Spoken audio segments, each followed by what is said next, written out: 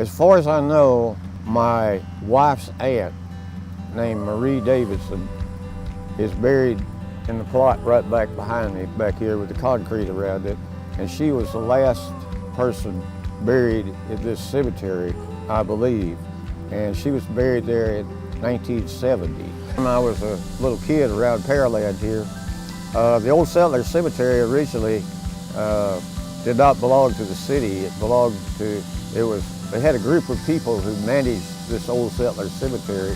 When you read through the document that's available with the Pearland Historical Society that indicates whom all has ancestry on this parcel of land and who all made their way to this area, there are inhabitants that have on their death certificate things ranging from hangings for cattle wrangling and cattle rustling, all the way to a handwritten writ of notice for murder from the Brazoria County Sheriff.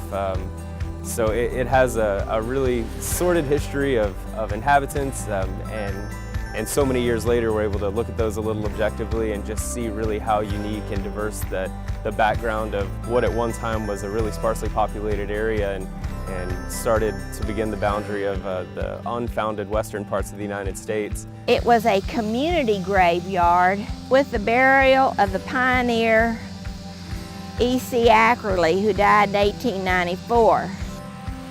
Northern people are buried here. This part of Pearland was, Brazoria County, was one of the last areas to be settled. And this was a big ranch, open range. The cemetery was fenced to keep the cattle out. At that time, cattle had the right to roam. So if you didn't want them in your front yard, you had to fence it. And I can remember in probably 1943, the Boy Scouts came down here and cleared it off, and it was a real wilderness at that time. And the Boy Scouts came in and cleared it all off. The city assumed an official operation towards the latter part of the 20th century, and within that the Parks and Recreation Department received the responsibility of day-to-day maintenance of the site, upkeep. When Pearland was founded in 1894, this was the very first burial spot, very first cemetery around Pearland. So this was where all the natives at that time were buried. When South Park opened, and I'm not sure what year that was, but when South Park opened, some of the people transferred their relatives from this plot here down to South Park. The cemetery was kind of forgotten. I think that helped protect the cemetery. No one knew it was here.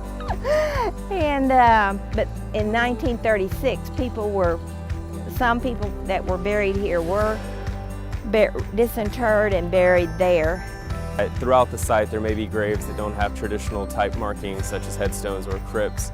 In those endeavors, the Historical Society is working with the City of Pearland to obtain permission from the state of Texas, which has been tentatively granted, to provide ground-penetrating radar to determine if there are any unmarked graves that meet the original plat on file with Brazoria County. When World War I ended, they had a big gathering right in the center of Old Pearland, and they had a parade, and they came down here to the Old Settler Cemetery and had a picnic to celebrate the end of World War I. It was a community project. We all came together. They couldn't have been more delightful. I think it was the bringing together of a community. They all